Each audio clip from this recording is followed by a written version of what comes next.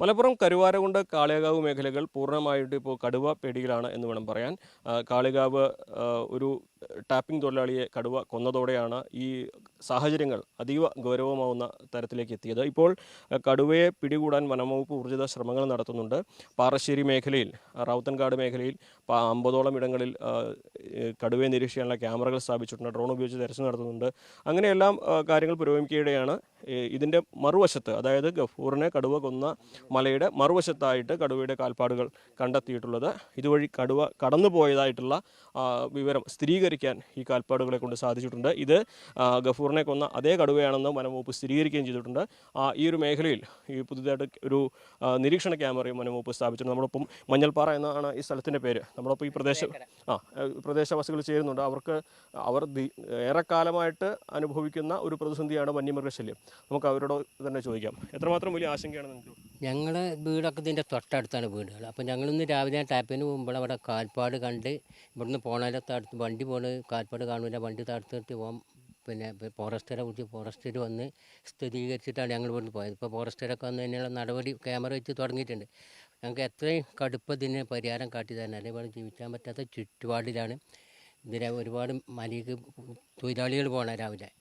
അതുകൊണ്ട് ഭയങ്കര ബുദ്ധിമുട്ട് തന്നെ, ഭയങ്കര പ്രയാസം ഒഴിവാക്കി തരണമെന്ന് സർക്കാരിനോട് ആവശ്യപ്പെടും. ഇതിൻ്റെ അപ്പുറത്തേക്ക് സൈലന്റ് വാലിക്കുള്ള വഴിയാണല്ലേ? കുറച്ചേ ഉള്ളൂ. ഊട്ടിയിലേക്ക് ഷോർട്ട് വഴി ഉണ്ട്. ഇതിപ്പോൾ നേരത്തെ കടുവ പിടിച്ച ആ ഏരിയ എന്ന് പറഞ്ഞാൽ ശരിക്കൊരു ഷോർട്ടിലാണെങ്കിൽ 500 മീറ്ററേ ഉള്ളൂ. സംഭവത്തിന് യു മോഡലാണ് സൈറ്റ്. പിന്നെന്ന് പറഞ്ഞാൽ ഇതിൻ്റെ മുന്നേ പല പ്രാവശ്യം അവിടുന്ന് ഇവിടുന്നും പല മൃഗങ്ങളെയും കടുവ പിടിച്ചിട്ടുണ്ട്. ഇപ്പോഴാണ് ഇവരെന്ത് ചെയ്യുന്നത്, കണ്ണു തുറക്കുന്നത് മനുഷ്യനെ പിടിച്ചപ്പോൾ. ഇനി പിന്നെ മനുഷ്യനെ പിടിച്ച ഒരു കടുവയെ സംബന്ധിച്ചിടത്തോളം വെറുതെ ഇരിക്കൂല. അപ്പോൾ ഭയങ്കര ഭീതി തന്നെയാണ് ഞങ്ങളുടെ നാട്ടിലേക്ക്. ഈ കടുവയുടെ കാൽപാദം കൂടി കണ്ടതോടെ സത്യത്തിൽ പകൽ പോലും നടക്കാൻ പേടിയുള്ള ഒരു സാഹചര്യമായിരിക്കും അല്ലേ? തീർച്ചയായിട്ടും. ഇപ്പോൾ ആൾക്കാർ പുറത്തിറങ്ങണില്ല. ഞാൻ പറഞ്ഞില്ലേ, ഇപ്പോൾ CT ആ തോട്ടത്തിൽ തള്ളിയും കുട്ടി ഇവിടെ ഉണ്ട് എന്നാണ് പറയുന്നത്. ആൾക്കാർ കണ്ടതാണിത്. ഇപ്പോൾ ഇതല്ല ഈ കടുവൻ്റെ മാത്രം പ്രശ്നമല്ല, കുരങ്ങ്, ഈ കൊക്ക നോക്കണി ഒക്കെ തിന്ന് നശിപ്പിച്ച് കുരങ്ങന്മാർ.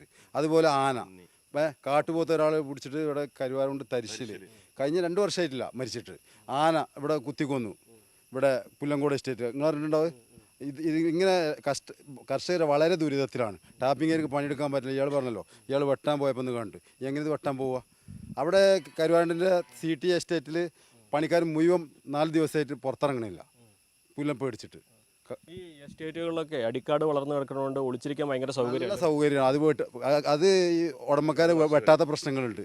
ഈ കേരള എസ്റ്റേറ്റിൽ ഒരുപാട് തോട്ടത്തിൽ കാട് ഇങ്ങനെ കൂടി നിൽക്കുകയാണ്. അപ്പോൾ ഇതിൻ്റെ പണിക്കാർക്ക് കാണാൻ കഴിയുന്നില്ല. അങ്ങനെ ഇപ്പോൾ ഇതന്നെ ഇവിടെ അടക്കാക്കുണ്ടിൽ സംബന്ധിച്ച് പ്രൈവറ്റ് സൈറ്റുകളാണ്. അതും ഗവൺമെൻറ്റും പഞ്ചായത്തും അതിന് വേണ്ട നടപടി എടുക്കണം. നല്ല കാടല്ലേ, ഇപ്പോൾ ഇവിടെ നോക്കിയാൽ അറിയില്ലേ. ഇപ്പം ഇവിടെ തന്നെ ഉണ്ടോയെന്ന് നമുക്കറിയില്ല. നമ്മളെ മേത്ത് ചാടി പിടിക്കുമ്പോഴല്ലേ അറിയുള്ളൂ.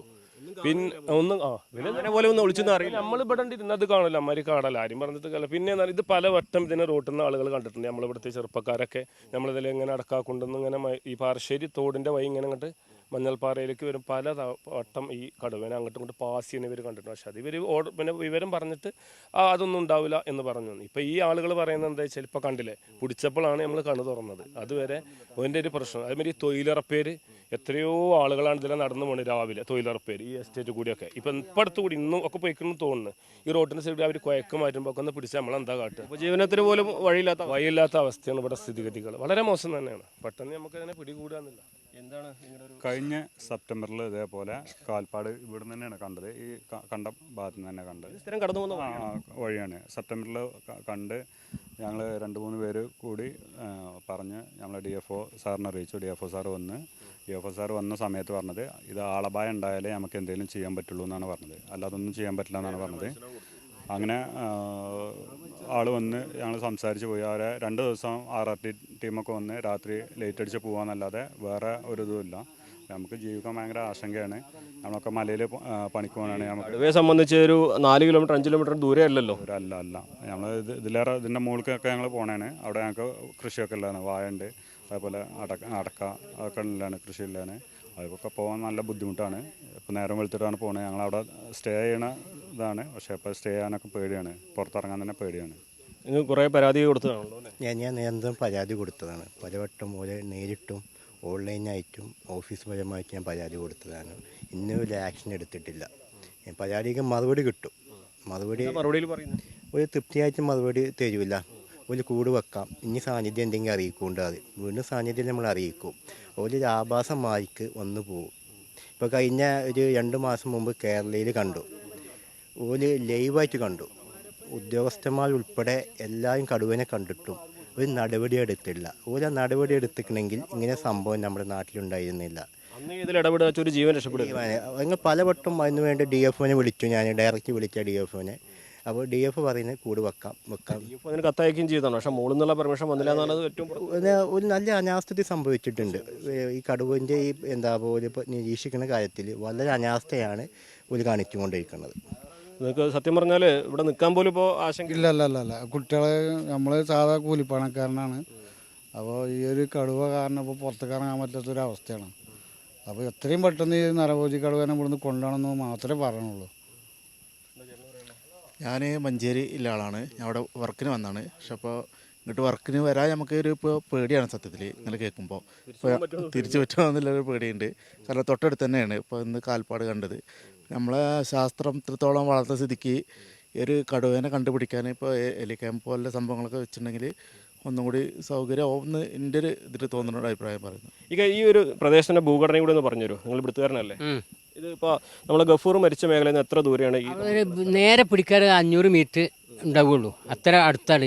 അവിടുന്ന് സംസാരിക്കണേ നമുക്കിവിടെ കേൾക്കാൻ കഴിയും. ഓനെ ഇതിനെ പിടിക്കുമ്പോൾ ഞാൻ ഇവിടെ വിട്ടാ.